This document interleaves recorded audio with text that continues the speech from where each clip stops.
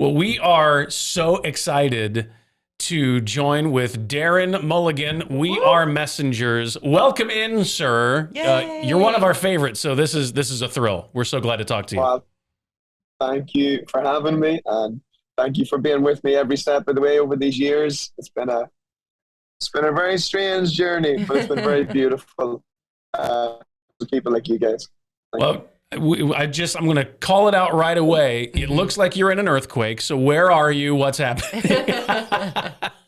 Yeah, well, I'm on the way to Pennsylvania. We're on week 5 of the Oh, Wholehearted wow. Tour, Mm-hmm. and so tonight is show 1 of week 5, and I'm exhausted. I'm not even going to pretend, but it has been the most rewarding, beautiful tour we've ever done. So Oh, That's amazing. I love that. So speaking of the tour, you'll be in Ohio on November 17th to Yes. share the Heart of the Wholehearted Tour. Would you give us a sneak peek of what is just the message, the heart behind this tour? yeah, well, funny. I was looking at the schedule today, so that's actually the last night of the tour. Oh, So We're We- the finale. Yeah. we get the leftovers. No, it's the grand finale. It's all about No, you perspective, get- Josh. no, you get the best of it. The first night and the last night of tour are always the best nights, because on the first night you really don't know what you're doing, Mhm. Mhm. and on the last night you're just so full of like celebration and joy, and there's so much laughter and Oh, he messing going saved on. it. He saved it. Good job. Yeah, way to so I rescued you there. But no, I rescued me. Thanks, man. No, but it is. But the tour, honestly, the idea of the Wholehearted Tour would be that we would make a place where everybody feels welcome. So you can come as you are, no matter what that looks like in your life. But we have a full gospel. Half a gospel says, come as you are, but don't change. A Mm. full gospel says, come as you are, encounter Jesus, and be made new. Oh, wow. And so our hope is that people will come, they'll dance, they'll cry, they'll jump, they'll shout, they'll sing, but ultimately they'll leave better than how they came in. We believe that songs and melody and music should lead to transformation if Holy Spirit is all over it. And every night of this tour, he's been all over it. This is 7 years we've been touring, guys, and it's just fruit and fruit and fruit every night of the week. That's amazing. I mean, and that goes to show, you mentioned fruit, that starts when you plant seeds. It starts when you start digging up the soil and you don't know where it's going to go. And I can hear and see the appreciation in your voice and your face of knowing that God is the one who has orchestrated this. Yes. This isn't something that you started with and going, we're going to make an empire here. You just No. let God do his thing. No, I could care less about empires. When you're a younger man, you build kingdoms. You sell your soul to get the things you think you want. And as you grow older, you realize that the real treasure is not the applause, it's not the fame, it's not the awards. The treasure is the misfits. It's the people that feel they have no place coming to a show and realizing they belong in the kingdom.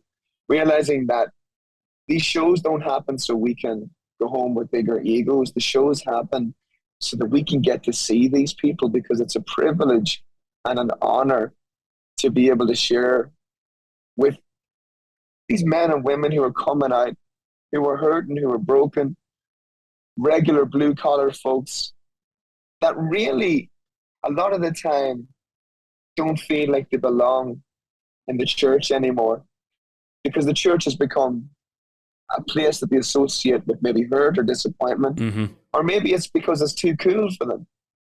We care less about being cool and relevant. Jesus doesn't need us to dress him up. The gospel is still as powerful as it was 2,000 years ago. So our only job is to have a real good time sharing that news. Speaking some truth. It's so interesting because one of my questions was going to be like, hey, it's election season, so sell me on coming to the show. You just did. You did it. You did. I mean, Got You were my going to vote. say it like that? I was going to, apparently I'm the one who's saying all the wrong things. That's usually No. Chad's purview. Yeah. But Stay in your lane. No, I love that. I love that. I had someone recently at a show warn me not to speak about politics, sex, or religion. And I said to them, well, what else is there to talk about? Amazon Prime Day. Like, I get, and I get it. Like, we have to be respectful of everyone's house and everyone's community that they've built. We have to be respectful of our partners in radio. But I do believe that we're in a position where God has given us a platform. And so we got to use that for something that matters. Mm-hmm. And so we're pretty balanced. If we speak about being pro-life, we remind people that that is not some kind of political or ideological position. That is a position of Jesus. And that if we're going to talk about being pro-life, we have to be pro-life with our time, our money, our resources. We have to love mothers before we love children. We have to love them both. And so I think the gospel that is preached, if a gospel does not offend us and encourage us, it's not the gospel. It should do both. And I think good music and good artistry should comfort, should encourage, should allow us to celebrate, but should challenge us. Otherwise, we're just playing games. And look at my head. I am too old to play games anymore. I am out to see the world change. I'm a hope merchant. I'm addicted to hope. I'm addicted to seeing people who are lost being found. I'm addicted to seeing people who disagree with each other hold hands. And we're seeing it every night. It's awesome. Yeah, we've got to be able to get back to a place where it's okay to disagree. It's like, if you can't talk about things you disagree, I mean, sure, try to figure out a way to do it, like you said, with respect. Yeah. But we have to be able to have conversations with our kids, with our neighbors, with people that disagree. I had a great conversation a few years ago with somebody who vehemently disagreed with everything that I believed. But it was not an argument.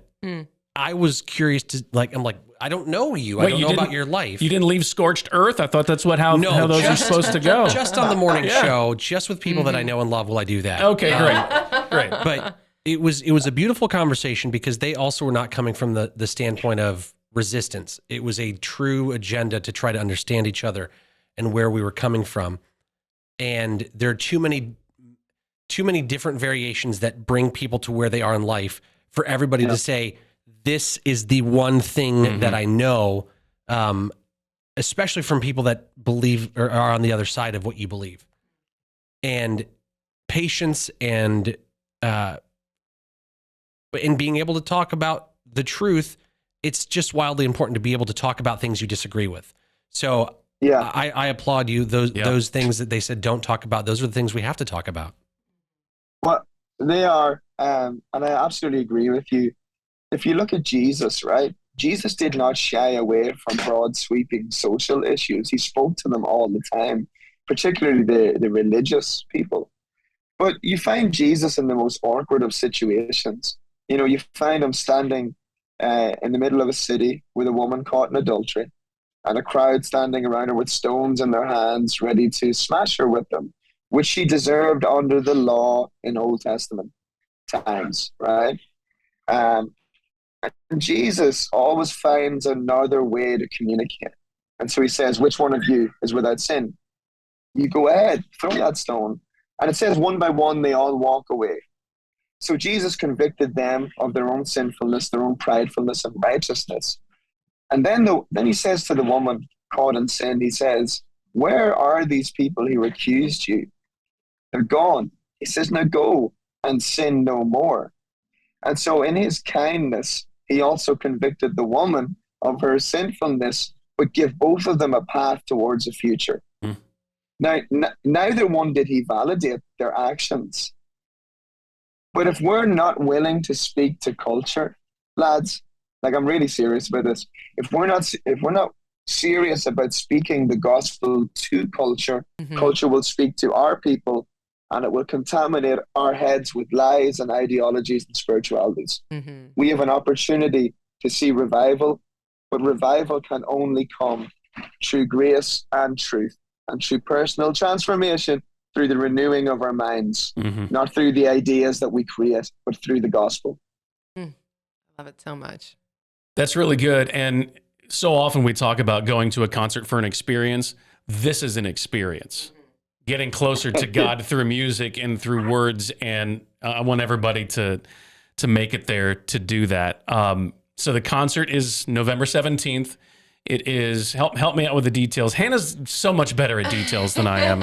I'm so in sorry. Waverly, That's Ohio. right. Waverly. And it's with Jordan St. Cyr as well. So it's just going to be a Holy Spirit filled experience. So we're really excited about it and to hang out with you guys. Wow, thank you. Well, we're gonna let you go because I know you've got other things to do and you're gonna get to your destination soon. But we are so privileged to have spent some time with you, and so thankful that you carved out some time for us. So thanks, Darren. Appreciate it much. Lads, thank you. I love you guys very much. Appreciate it. I'll go before my phone explodes under the weight of T-Mobile's network. You can make the news for all the wrong reasons. Yeah, if anybody's working for AT&T, I'm available for endorsement.